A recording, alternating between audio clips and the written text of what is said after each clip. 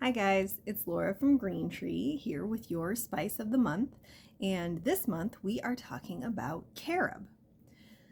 It's really more of an herb than a spice, I guess, but the way that I use it, I tend to think of it as a spice because it mostly pops up in sweet dishes. You've probably heard of carob primarily as a replacement for or alternative to chocolate and cocoa powder. It is different. It's similar, but it's different. It's so hard to describe exactly how the taste of carob and chocolate are in the same family while being entirely different. They both come from evergreen trees from entirely different parts of the world and entirely different plant families. The carob bean, typically referred to as a bean, but it's not actually a bean, it's a legume, like a peanut or a pea, but it grows in these long, skinny pods that hang off of the tree, and it's actually the pod that becomes the part that we eat and think of as carob. Versus with chocolate, you get those big cocoa pods, and the part you eat is on the inside. It's the nibs in the center of the thing rather than the pod itself. That said, both of them are made into a powder. This is carob. Let me see if I can show you this from the top so you can see the color a bit better. So this is carob, and this is cocoa. So they don't look that different. You can see a little bit of a difference in the color. The carob is almost more in the cinnamon family of color than the cocoa, but this is a medium roast carob powder, and that's what you got for your sample. It also comes in light and dark. If you're cooking with it, it will get darker. I think medium is a good one to go with because it starts out in that middle place. It's got some flavor on its own, but it doesn't get overly bitter when you cook it, which carob is not super prone to bitterness, but you can bring out that flavor with cooking. And if you start with the already dark, it's just going to kind of compound it. So starting with the medium is a good place to go from. The best way I can describe the difference is carob is sweet. The pod itself is something like 30 to 50% sugar. So you don't need to add sugar to it in the same way or in the same kind of quantity as you do with cocoa, because it doesn't have that innate kick of bitterness to it. But it's got kind of a malty, sweet baked goods kind of aftertaste to it, versus cocoa has kind of a fruity, bitter coffee aftertaste to it. And it's that sort of character difference that makes the big sort of shift for me personally. I think of cocoa as kind of cool and smooth, and carob is more warm, sweet, dry in terms of the flavor and even the texture to a degree. So yeah, it's not the same, but there's a lot to be enjoyed about carob. You can get carob not just in this powder that you guys got the sample of, but also in like bars and chips and other things where it's been treated very similar to chocolate and made into a candy. You can see that the chips are, if I can get this open without spilling them, you can see that the chips are a lot darker than the powder. Again, these have been cooked and processed a bit more, and so they do come out with a very chocolate chip-like texture. Now, despite this, you can use carob in some savory dishes, the same that you can with cocoa. One of the recipes that I gave you is for a sweet potato hash.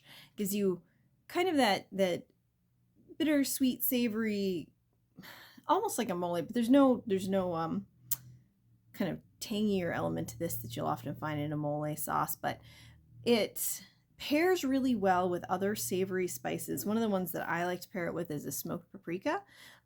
You can see I refilled this jar, clearly I wrote on it, but I like that the smoky sweetness of the pepper becomes really interesting with the sweet roasty flavor of the carob. I also threw in some other things like onion and garlic, and obviously salt. If you're going to have a sweet savory dish, there needs to be a salt component. But pairing it with other spices that are sort of complex in flavor themselves can really bring out some interesting things in the carob if you do want to try a savory dish. That said, most of the ways I've used it are sweet. One of the recipes that I put in there, and I do really recommend trying these, are for these big, soft carob cookies. So this is a carob banana cookie. It also has black beans in it. You could use nut butter instead. I like the black beans, because then there's no nuts in this, so a lot more people can have it. If you use a gluten-free oat, it's free of just about every allergen. There's no dairy involved, and using the black beans instead of a nut butter, there's no tree nuts, there's no peanuts or anything like that. But it also gives you a really nice dark chocolate color to it when you use the black beans versus using something lighter like a nut butter. The cookie will not look the same that way. It won't look as chocolatey, and a lot of the way we eat is with our eyes. I would eat this right now, except I already had one right before I made the video. They're really nice. They look a lot like a no-bake cookie, but because they are actually baked, the oats are a lot softer. And having the carob chips and the carob powder together in this with the banana really draws out that chocolate-esque dessert flavor that you're looking for, while not having all of the issues that some people can have with chocolate. Oh, and I should touch on that really quickly.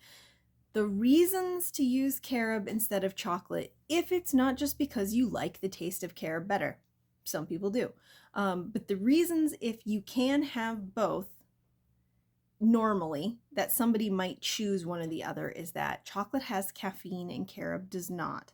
So if you're somebody who can be very sensitive to caffeine, or if you have trouble having desserts late in the day that have the caffeine in them, you could use the carob as an alternative. It's also going to be more friendly to kids who react strongly to caffeine. And there's something in cocoa, in this beautiful, delicious powder called theobromine. That is the thing that makes chocolate very dangerous for dogs, okay? Carob does not have that. So you can make a cookie that has carob powder or even carob chips in it, as long as there's no other additives that are a problem. You can make cookies for your dogs that are like chocolate chip cookies with carob. And you also don't have to worry so much if you leave it on the counter and they sneak up and run off with one of your cookies. It's not going to hurt your dogs. So carob, no caffeine, no theobromine. Bromine, either way, you know what I'm talking about. Without having that in the cookies or in any other kind of treats or baked goods that you make, anybody who has an issue with the caffeine or any pets that you're worried about won't be hurt or otherwise sort of upset by the ingredients that you're going to find in it versus the things that the reactions that people can have to chocolate. So that's why some people might opt for one over the other. It also has the added advantage, like I said, where you don't have to add a bunch of extra sugar because the carob pod itself contains a lot of sugar, but it's a natural form of sugar, and it's got a lot of fiber. So you don't really think of chocolate as a source of fiber, and actually calcium. There's a lot of calcium in carob as well. So there's some health benefits to carob versus chocolate. If you're looking for a more functional thing, throwing some carob in your smoothies or in your cookies, or something like the cookie that I just showed you. Let me grab this again. I mean, this is oats and bananas and black beans and carob. You can eat this for breakfast and feel 0% bad about it. I mean, this is practically oatmeal, except it really does taste like a good cookie. I like these a lot. I'm going to eat them all. So that is kind of why you might choose carob versus cocoa, even if it's a sometimes thing. I love chocolate, but I do enjoy cooking with carob. I hope that you can kind of take some of these tips, check out the recipes that I listed, and experiment a bit with this interesting, well, I guess it's not a vegetable either, this interesting legume. All right, so there's my tips on carob. I hope you guys are all having a great day. I look forward to seeing you with next month's Spice of the Month. Bye, guys.